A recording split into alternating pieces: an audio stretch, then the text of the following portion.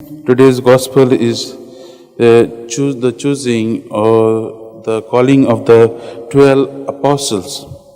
And we have heard this many times, we have read this passage many times, and it seems now when we see that there is nothing much to learn from this passage, only that the names of the disciples are mentioned or the apostles are mentioned, and what Jesus named them as, like surnamed them as some of them, or who is the son of who.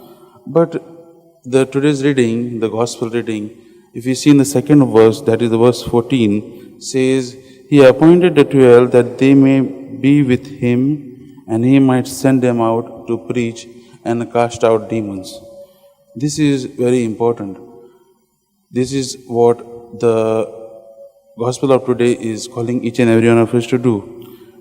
This is the thing which is very important to be a real disciple of Christ, to be with him and to be sent out. The two important things in the business of discipleship. To be with him refers to union, and to be sent out refers to mission. And these both things complete each other. Union, if there is union with Christ, then only we can go and preach and do the mission of Christ. Union can't go, or there cannot be a mission without union, or union without mission. It is like, we cannot have a marathon without training.